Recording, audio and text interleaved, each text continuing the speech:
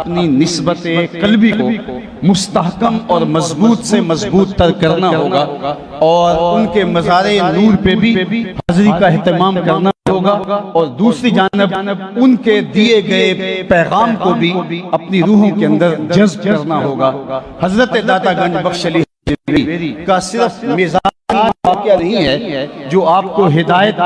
روشنی اور نور بانٹتا ہے، بلکہ آپ کی کشف المحجوب، حجابات کو اٹھانے والی اور دلوں میں روشنیاں اور نور بھرنے والی، ہمارے لیے اجالوں کی نقیب بن کے قیامت تک آنے والے انسان کے لیے اجالوں اور روشنی کا سبب و ذریعہ ہے۔ مجھے اور آپ کو حضرت داتا گنج بخش علی حجویری کے ساتھ اپنی نسبت محبت کو پختہ سے پختہ تر کر کے ان کے فیوز و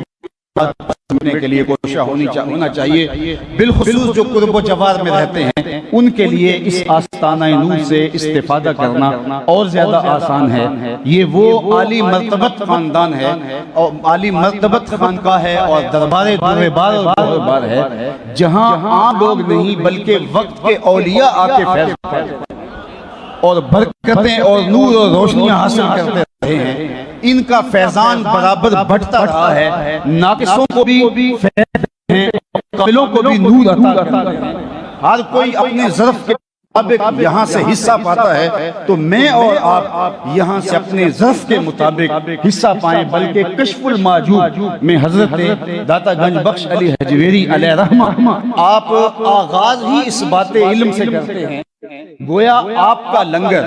جو مختلف صورتوں کے اندر آپ کو یہاں سے میسر آتا ہے، ان میں سے بہترین لنگر جو حضرت داتا گنج بخش علی حجویری کا آپ لے سکتے ہیں وہ ان کا علمی ورثہ ہے، اور ان کی کتاب سے اور ان کے در نور سے حاصل ہونے والی روحانیت ہے، وہ ہم اپنے باطن کے اندر سمیٹ کر کے لے جائیں اور علم کے نور سے اپنے آپ کو مالا مال کریں، تاکہ ہمارے باطن اجلے بھی ہوں، روشن بھی ہوں اور نور سے مالا بھی ہوں۔ اس نے کہا تھا میں مر کے زندہ ہوں اہل وفا کی محفل میں،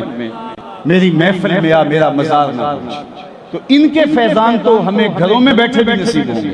لیکن اگر ہم یہاں آ کر کے ان سے برکات کا حصول اور ان سے رحمتوں کا وصول اپنا شعار بنا لیں گے تو ہماری جھولیاں بھرتی رہیں گی۔ 1000 سال سے یہ نور بانٹ رہے ہیں۔ یہ کیسے لوگ تھے، یہ کیسی ہستیاں تھیں؟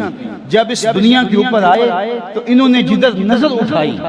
ادھر نور بانٹا اور ایمان کا چراغاں کر دیا، لیکن 1000 سال گزرنے کے باوجود ان کی قبر کی مٹی سے اور ان کی قبر کی مٹی کے ذروں سے بھی خوشبو نکل رہی ہے، اور اجالے اور خورشید اور آنے والوں کو نور دے رہے ہیں۔ فقیر نام تنا دا باہو قبر جنہ دی جیوے ہو۔ یہ لوگ ہیں کہ جو مرنے کے بعد بھی ایک ابدی اور سرمدی زندگی کے جمال کا حصہ ہوتے ہیں، اور اللہ تعالیٰ ان کے دم سے لوگوں کی رہنمائی اور لوگوں کو فیض و برکات عطا کرتا ہے۔ آئیے میں اور آپ اپنے آپ کو ان پاکیزہ بارگاہوں سے وابستہ کریں۔ میں نے ابتداً جو کہا کہ ہم اگر جو ہے وہ احسان فراموش نہیں ہیں، شکریہ ادا کریں، خراج عقیدت پیش کریں، سیلوٹ کریں، خراج محبت پیش کریں ان پاک باز ہستیوں کو کہ جنہوں نے ہمارے بڑوں کو، ہمارے فور فادرز کو آکے اسلام دیا۔ اگر انہوں نے اپنے وطن چھوڑ کر کے یہاں کے ڈیرے نہ جمائے ہوتے تو آج ہم بھی کسی پتھر کے آگے سجدہ ریز ہوتے، کسی درخت کے آگے پیشانی جھکی ہوتی، آج در بدری کی ٹھوکریں ہمارا مقدر ہوتی۔ ہم شکریہ ادا کرتے ہیں، پیش کرتے ہیں، ہم محبتوں کے نذرانے پیش کرتے ہیں حضرت داتا گنج بخش علی حجویری کو کہ جنہوں نے ہمارے آباء و اجداد کو آکے دین کی سب سے بڑی نعمت، سب سے بڑی دولت اس دنیا کے اوپر جو کوئی ہے وہ ایمان ہے، اور قیامت کے دن جو سب سے بڑی دولت عطا کی جائے گی وہ دیدار الہی ہے۔ تو اس دنیا کی سب سے بڑی دولت نہ کسی شہنشاہ سے ملی، نہ کسی کج کلا ملی، نہ کسی بادشاہ سے ملی، ہمیں دولت بیدار ایمان اور عشق رسول اور عشق رسالت مآب ملا، تو اس پاک باز بندوں کی چوکھٹ سے اس لیے کبھی نہیں ہوگا کسی کی محنت سے، کسی کی کسی کے ورق پہ ورق سے کر دینے سے، ان پاک لوگوں کی چوکھٹ سے لوگوں کا آنا جانا، لوگوں کی رونق ختم نہیں ہوتی۔ آپ لوگوں نے اہل لاہور، آپ نے تو وہ منظر بھی دیکھا تھا کہ جب یہاں بم پھٹے تھے اور ساری رات یہاں سے لاشیں اٹھائی جاتی رہی، اور جہاں بم پھٹے، جہاں لاشیں اٹھائی جائیں، وہاں لوگ ڈر کے مارے رخ نہیں کرتے۔ یہ آپ کے قریب مون مارکیٹ کے اندر بم پھٹے تھے، اور پھر اس کے بعد اس پر سیکورٹی کے حصار بنا دیے گئے، اور باقاعدہ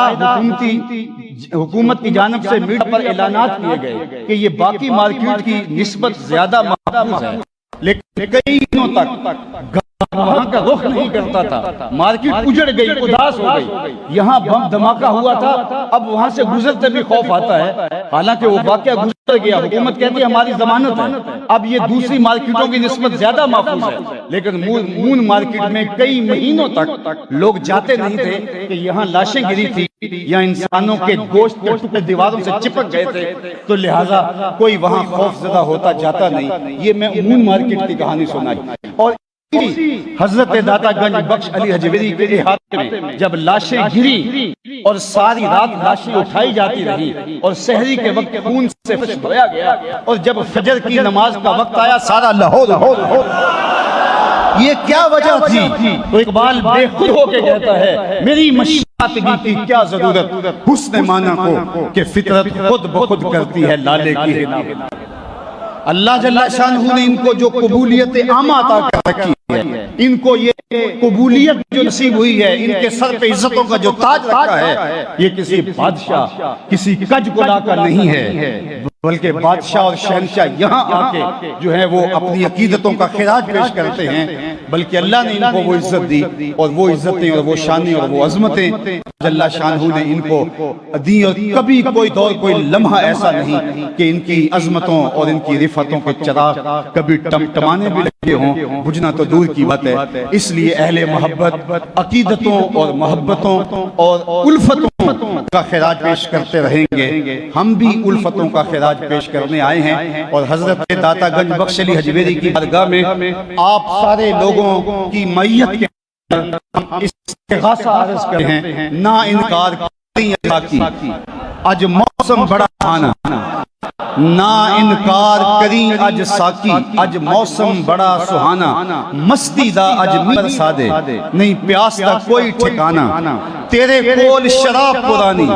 ساڈا روگ بھی بہت پرانا، ساکی ٹالنا سانو اساں پیتے ہیں باج دی جا۔ اور کسی نے کہا تھا کہ بہار آئی ہے بھر دے بادائے بادائے گلگوں سے پیمانا، بہار آئی ہے بھر دے بادائے گلگوں سے پیمانا، رہے لاکھوں برس آباد ساکی تیرا میخانہ۔ اجتماع کے جملہ شرکاء، آج میں یہاں حاضر ہونے کا شرف اور اعزاز پا رہے ہیں، اللہ جل شانہ اس کی برکتیں ہماری نسلوں کو بھی نصیب فرمائے۔ بر صغیر پاک و ہند میں اللہ جل شانہ کے یہ برگزیدہ بندے اپنے وطن مالوف چھوڑ کر کے یہاں تشریف لائے، اور اس کفرستان کے اندر انہوں نے اسلام کا چراغ، اسلام کا اعلیٰ کیا۔ آپ جانتے ہیں کہ اس خطے میں نہیں آئے، رسول نہیں آئے، کتابیں نہیں اتری، اور اس میں اصحاب بھی نہیں آئے ہیں پیغام دین لے کر کے۔ ملتان تک سن 92 ہجری میں محمد بن قاسم کا آنا ہوا، اور اس کے بعد پھر کچھ تاجرانہ غرض سے لوگ بر صغیر پاک و ہند میں آئے۔ ان کے کردار سے متاثر ہو کر کچھ لوگوں نے اسلام کو قبول کیا، تو پھر اس دنیا کے قدیم آبادیاتی خطے کے اندر صوفیہ آئے، جنہوں نے یہاں آ کر کے اسلام کا چراغ کیا۔ کی توجہات میری جانب ہوں تو میں عرض کرنا چاہوں گا کہ اگر ہم احسان فراموش ہیں تو ہم ان بزرگوں کے شکر گزار ہیں کہ جن جنہوں نے ہمارے آبا و اجداد کو اسلام کا نور عطا کیا۔ بر صغیر پاک و ہند میں صرف جو مختلف سے سادات کرام آئے، ان کے علاوہ یہاں کی جتنی بھی مقامی آبادیاں ہیں، برادریاں ہیں، خاندان اور قبیلے ہیں، ان کا نسب نامہ پڑھ لیں تو کچھ پشتوں کے بعد یا بنلال نکلے گا یا پھر منگل سنگھ نکلے گا۔ لیکن یہ وہ بزرگ تھے جنہوں نے ہمارے بڑوں کو، ہمارے اجداد کو آ کے دین دیا، اور آج بر صغیر پاک و ہند کے اندر لاکھوں نہیں کروڑوں لوگ کلمہ طیبہ کے ساتھ جڑے ہوئے ہیں، اور آج ہم اسلام کے نور سے مالا مال ہیں۔ تو وہ فیضان، وہ برکت، وہ قد و کاوش، وہ محنت اور وہ روحانیت ان پاک نے امت کی ہے۔ انہوں نے اپنے وطن معلوم کو چھوڑ کر، اپنے بستے ہوئے گھروں کو چھوڑ کر، خوبصورت زمینوں کو چھوڑ کر کے ہجرت کی اور یہاں آ کے قیام کیا، اور پھر لوگوں کے سینے میں جس حکمت کے ساتھ، جس دانائی کے ساتھ دین کی تخم ریزی کی، وہ کتنا مشکل کام تھا کہ ان لوگوں کے گلے سے زنار توڑ کر کے ان کے گلے کے اندر اسلام کا قلادہ ڈال دینا۔ اور یہ جو آنے والے بزرگ تھے، اگر میری آواز سب تک پہنچ رہی ہے اور آپ اس پہ توجہ کر رہے ہیں، تو ان کی تعداد لاکھوں میں نہیں تھی، کروڑوں لاکھوں میں یہ بزرگ نہیں آئے۔ یہ چند ہزار لوگ تھے جو یہاں تشریف لائے، اور ان کی وجہ سے اسلام کا نور پھیلا۔ اور اس بر صغیر کے اندر دنیا کی مسلم آبادی کا آدھا حصہ صرف اس خطے کے اندر موجود ہے،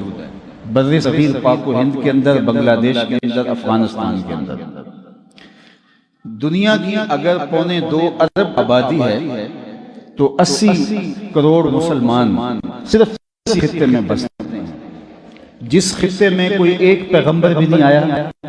جس خطے کے اندر کوئی کتاب نہیں تھی، جس خطے کے اندر اصحاب رسول صلی اللہ علیہ وسلم بھی نہیں آئے، تو ان چند ہزار لوگوں کی محنت سے جو مختلف گوشوں اور کونوں پر آ کے بیٹھے، اور آ کے انہوں نے دین کی حکمت کے ساتھ، دانی کے ساتھ، روح کے ساتھ اور تسلسل کے ساتھ تبلیغ کی، اور آج اس خطے کے اندر 80-90 کروڑ مسلمان موجود ہیں جو ان کی محنتوں کا ثمرہ۔ اور وہ کتنے لوگ تھے؟ میں نے کہا کہ اگر پورے اس خطے کے اندر، ہند کے اندر اگر استعمال کیا جائے تو ان کی تعداد ہزاروں میں بھی بمشکل بنے گی، اور وہ چند لوگ تھے۔ یہ آپ لاہور اور پورے پنجاب کو دیکھ لیں تو چند ہستیاں ہیں جو آئیں یہاں دین لایا۔ اسی طرح پورے بر صغیر ہند کے اندر یہ ان کے خلوص اور ان کی للہیت کا نتیجہ تھا۔ تاجر آئے تو ان کی دیانت کا نتیجہ تھا کہ لوگ متوجہ ہوئے کہ یہ کون لوگ ہیں جن کی دیانت اور جن کے اصول و ضوابط اور جن کی سچائی اور جن کے معاملات اتنے صاف ہیں، تو ان کے دل میں اسلام کی طرف رغبت پیدا ہوئی۔ تو فرد کی بہتری سے معاشرت کے اندر صالحیت کا نور پھیلتا ہے اور ایمان کی بہاریں پیدا ہوتی ہیں۔ یہ تھا ایک نقشہ جو آج سے 1000 سال پہلے کا تھا، اور آج میں آپ کو بتاؤں تاریخ میں، یورپ میں، امریکہ میں اور دیگر بلاد غرب کے اندر ہزاروں نہیں، لاکھوں نہیں، کروڑوں مسلمان آباد۔ اس خطے میں جہاں کفر ہی کفر تھا، یہاں چند 100 یا 1-2 ہزار لوگ آئے مختلف اوقات کے اندر، اور آج 80 سے 90 کروڑ مسلمان یہاں موجود ہیں۔ اور یورپ کے اندر ہزاروں نہیں، لاکھوں نہیں، کروڑوں لوگ مسلمان نقل مکانی ہجرت کر کاروبار کے لیے، دیگر مقاصد کے لیے، حتیٰ کہ تبلیغی مقاصد کے لیے بھی منتقل ہو چکے ہیں، اور ان کی تعداد ہزاروں میں نہیں لاکھوں میں ہے۔ کسی بھی ملک میں جا کے پوچھیں کہ یہاں کتنے مسلمان آتے ہیں تو وہ کہتے ہیں 1 ملین، 2 ملین، یہاں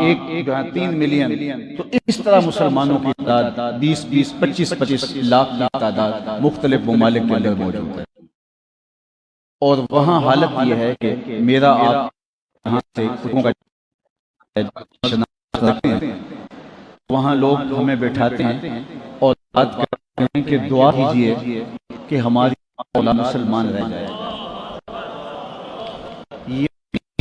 لاکھ یہاں سے گئے، غرض سے بھی گئے، اور وہاں حالت یہ ہے کہ وہاں کے لوگ کہتے ہیں کہ دعا کیجئے ہماری اپنی اولادیں اسلام پہ قائم رہ سکیں، اور یہ چند 100 آئے تھے اور انہوں نے کفر کے اندر آ کر کے اسلام کا جھنڈا گاڑا، اور آج اس کے نتیجے کے اندر 80 کروڑ مسلمان اس خطے کے اندر بستے ہیں۔ تو وہ نگاہ تیغ بازی تھی، اور وہ اجالے اور روشنیاں تھیں جو ان لوگوں نے پھیلائیں، اور آج اس کا نتیجہ ہم دیکھ رہے ہیں۔ اور اگر یہ صالحین نہ آتے، اللہ کے یہ پاک باز اور نیک بندے نہ آتے، تو آج ہم بھی کسی بت کے آگے سجدہ ریز ہو رہے ہو۔ میں کہتا ہوں کہ وہ کتنے احسان فراموش ہیں جو صبح سے لے کر شام تک ان پاکان امت کو گالیاں دیتے ہیں، اور ان خانقاہوں کو، ان مراکز نور کو شرک کے اڈے قرار دیتے ہیں۔ عالی مرتبت صاحبان، ہمیں شکر ادا کرنا چاہیے، ہمیں مرہون منت ہے ان لوگوں کے جنہوں نے کہ ہمارے آباء و اجداد کو دین دیا، اور آج اگر دین کا اجالا اور دین کا نور اور آج باطن کے اندر روشنیاں اور زبان کے اوپر کلمہ جاری ہے، تو ان بعض بندوں کی محنت کے نتیجے حضرت داتا گنج بخش علی حجویری رحمت اللہ تعالی علیہ، جن کے مرکز نور پہ ہم یہاں بیٹھے ہیں، اور یہ ہمارے لیے سعادت کے لمحے ہیں۔ ویسے تو سال کے جس موسم میں بھی آئیں یہاں برکتیں اتر آتی ہیں، لیکن کہتے ہیں کہ صاحب عرس کی خاص توجہ ایام عرس میں آنے والوں پر ہوتی ہیں، اور وہاں سے گزرنے والی راہیں خاص طور پہ ان کو نصیب ہوتی ہیں۔ آج تک میں یہ بھی کہا جاتا ہے کہ تم کے پاس کیا لے جاتے ہو؟ اللہ تو ہر جگہ سنتا ہے،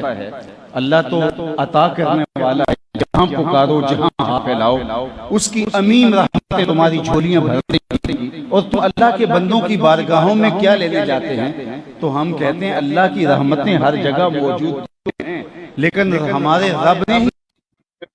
ان رحمت اللہ قریب من المحسن، کہ میری رحمتوں کو اگر اپنے ڈیڑے مارنا ہے تو میرے پاک بندوں کے پاس چلے جاؤ، جب تم وہاں چلے جاؤ گے اپنی آنکھوں سے رحمتوں کو اترتا ہوا محسوس۔ کتاب رحمت قرآن مجید کے اندر اللہ جل شانہ نے حضرت مریم سلام اللہ علیہا کا واقعہ بیان فرمایا ہے۔ حضرت مریم سلام اللہ علیہا کی والدہ حضرت حنہ سلام اللہ علیہا، اور آپ کے والد بزرگوار حضرت عمران، یہ عالی مرتبت خاندان کے چشم و چراغ تھے، لیکن اولاد کی نعمت نصیب نہیں تھی، لیکن صبر شکر کر کے وقت گزار رہے تھے کہ اللہ کو جو منظور ہے ہم اس کی تقسیم پہ راضی۔ حضرت حنہ ایک دن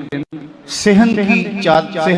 اندر درخت کی چھاؤں میں چارپائی بچھائے دوپہر کے وقت قیلولہ کرنے کے لیے لیٹی، تو انہوں نے ایک منظر دیکھا کہ جو درخت، اس درخت پر ایک چڑیا نے بچے نکال رکھے ہیں، اور وہ اڑ کے کہیں جاتی ہے اور ان کے لیے خوراک لے کے آتی ہے، اور جب وہ قریب آتی ہے تو وہ بچے چونچ کھلتے ہیں، تو ماں ان کے منہ کے اندر دانے ڈال دیتی ہے۔ تو چڑیا کا اپنے بچوں کے ساتھ یوں بے تابانہ محبت کا انداز دیکھا تو حضرت حنہ کا دل چوٹ کھا گیا، اور بارگاہ عزتی میں دعا گو ہوئی کہ مالک اگر تو مجھے اولاد عطا کر دے تو میں تیرے گھر کے لیے بیت المقدس کے لیے اس کو وقف کر دوں۔ اللہ اکبر! اللہ نے ان کے دل سے نکلی ہوئی فریاد کو سن لیا،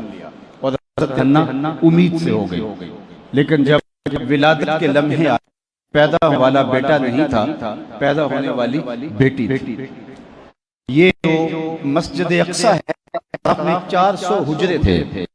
جن کے اندر اس طرح کے بچے رہتے تھے، کسی کے ہاں اولاد نہ ہوتی تو وہ دعا کرتا، تو وہ پہلا بچہ وہاں اللہ کے گھر کی مجاورت کے لیے، اللہ کے گھر کی وہاں عبادت کے لیے وقف کر دیتا، وہاں صفائی ستھرائی کے لیے کر دیتا۔ تو یہ مرد ہی رہتے تھے، کبھی کوئی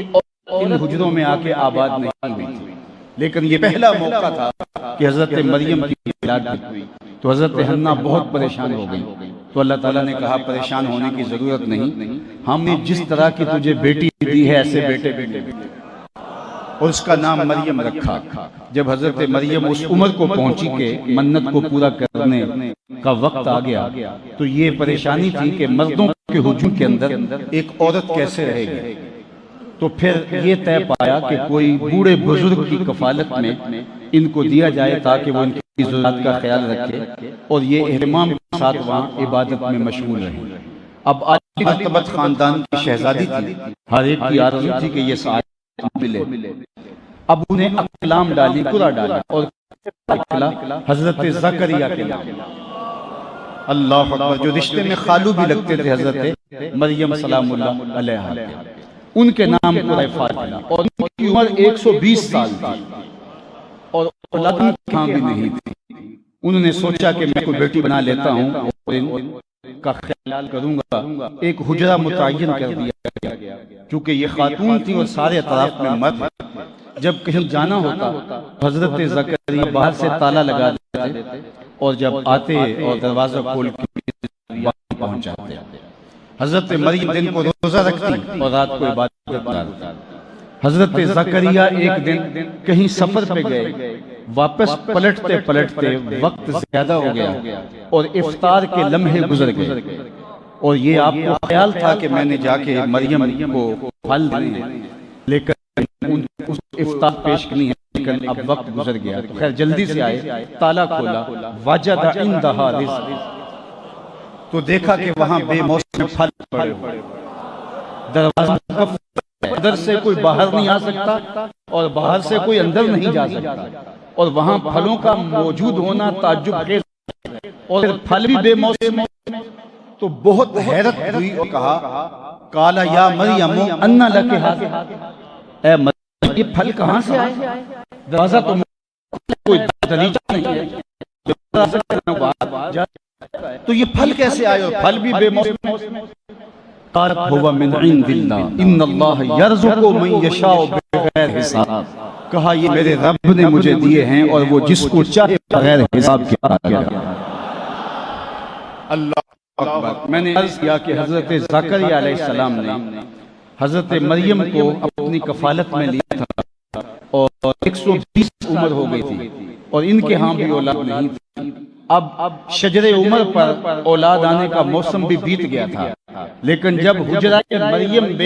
بے موسم پھل دیکھے تو حضرت زکریا کا دل بھی چوٹ کھا گیا، اور حضرت زکریا وہیں کھڑے ہو کے اللہ سے دعا مانگنے لگے۔ ہنالک دعا زکریا ربہ، حضرت زکریا نے وہیں دعا مانگی، کہاں؟ حجرہ مریم میں۔ اب اللہ کا گھر سامنے ہے اور حجرہ مریم میں دعا مانگی جا رہی ہے۔ معلوم ہوا جہاں رحمتیں کی جائیں وہاں دعا مانگی، اور جہاں اللہ والے ہوں وہاں رحمتوں کا نزول ہوتا ہے۔ تو حضرت مریم کے حجرے میں جب بے موسم پھل اترتے اپنی آنکھوں سے دیکھے تو گو نبی تھے، حضرت مریم ولیہ تھی، لیکن ہنالک دعا زکریا، وہی دعا مانگی، رب طیبہ، اللہ اکبر، اے اللہ مجھے ستھری اولاد عطا کر۔ اب حضرت زکریا پیغمبر ہیں اور پیغمبر کا آنے والوں کے لیے جنت بنے گا، تو اللہ حضرت زکریا کو کہتا کہ زکریا یہاں دعا کیوں مانگ رہے ہو؟ ذرا مسجد میں چلے جاؤ، اقصیٰ میں جا کے دعا مانگو۔ تم حجرہ مریم میں دعا مانگ رہے ہو، نبی ہو کے ولیہ کے حجرے میں دعا مانگ رہے ہو، لیکن اٹھائیے حضرت زکریا युसल्ली फिल मिहराब, अभी वहां खड़े होके दुआ मांग ही रहे थे, अन्नल्लाह युबश्शिरुका बियहया, ए ज़करिया तुम्हें मुबारक हो, हम तुम्हें यहया जैसा बेटा अता करेंगे। मालूम हुआ रहमतें उतरती हों वहां दुआ मांगी जाती है, जहां अजाब उतरता हो वहां पनाह मांगी जाती है। आप हज करते हैं और जब बतने मुहस्सर के करीब से गुजरते हैं तो वहां भाग के गुजरते हैं, क्योंकि ये वो जगह है जहां अबरा के हाथियों के ऊपर अजाब नाज़िल हुआ था, अबाबिलों ने कंद बरसाया। इसलिए जब आप मुज़दलिफा में जाते हैं तो उस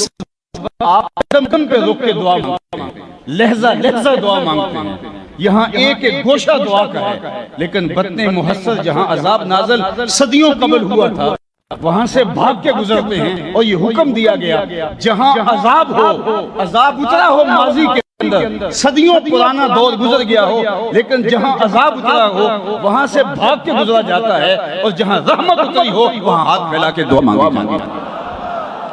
चूंकि अल्लाह जल्ला शानहू वहां अता करने की करता है, तो इसलिए वहां हाथ उठा के दुआ मांगे जाते हैं। तो हजरत ज़करिया ने वहां खड़े होकर दुआ मांगी और अल्लाह ने उनकी दुआ को रद्द नहीं किया, उनको अता किया। इसीलिए हम पाकाने उम्मत की चौखटों पे हाजिर होकर दुआ मांगते हैं। हमें यकीन है कि यहाँ अल्लाह की रहमतें उतरती हैं, और अल्लाह की अल्लाह की करम नवाजियां और उसके अनवार उसके पाक बंदों के पास उतरते हैं। हजरत ख्वाजा मोहम्मद अमीन मुहारवी रहमतुल्लाह ताला अलैह की बारगाह के अंदर एक साहिब आए और आपने फरमाया कि जो अहलुल्लाह होते हैं उनके पास जो लोग बैठते हैं उनको भी बरकत नसीब होती है। तो किसी ने कहा कि हजरत ये बात मेरी समझ में नहीं आती, जो अल्लाह का बंदा हो उसकी नेकियां उसकी सालिहियत उससे तो उसको बरकत नसीब होगी, लेकिन जो पास बैठे हैं उसको कैसे? अमल तो अपना अपना है। तो आपने कुछ दलाइल से समझाना चाहा, लेकिन वो बात को समझ नहीं पा रहा था। बाज़ का लोग जिद में भी आ जाते हैं, तो हजरत ने उस उन्वान को छोड़ दिया। थोड़ी देर के बाद मौसम का था, तो एक शख्स था वो पंखा लिए खड़ा था, कहा आओ जरा ये पंखे से मुझे जो है वो ठंडी हवा पहुंचाओ। तो वो जब पंखे से हवा देने लगा तो हजरत सैयदना अमीन शाह साहब आलो महारवी रहमतुल्लाह ताला अलैह उसे फरमाने लगे कि आपको हवा आ रही है? उसने कहा जी बिल्कुल, हवा के ताज़ा झोंके आ रहे हैं। तो फरमाने लगे कि ये खादिम मेरा है और ये मेरी नीयत से मुझे ही ये हवा पहुंचाने के लिए ये अमल कर रहा है, लेकिन तू पास बैठा महरूम नहीं हो। इसलिए अल्लाह जब अपने बंदों पर रहमतें नाज़िल करता है, जो कुरब में मौजूद होते हैं उनकी झोलियां भी भर जाती हैं। इसलिए इन्ना रहमतल्लाहि करीबुम मिनल मुहसिनीन, इन पाकाने उम्मत के अंदर वक्त गुजारना हमारे बातिन की बेहतरी का सबब और जरिया है। हमें तो ये बताया गया है इज़ा तहय्यरतुम फिल उमूर फस्तईनु मिन अहलिल क़ुबूर, जब तुम उमूर के अंदर मुतहय्यर हो जाए तो फिर अहले क़ुबूर से तुम जब अल्लाह की बारगाह अल्लाह के उस बंदे की बारगाह में जो है वो अल्लाह जल्ला शानहू के हुजूर जो है वो उसके वसीले से दुआ, तो फिर अल्लाह की खास करम नवाजियां अपनी रहमतें तुम्हारे ऊपर नाज़िल फरमाता है।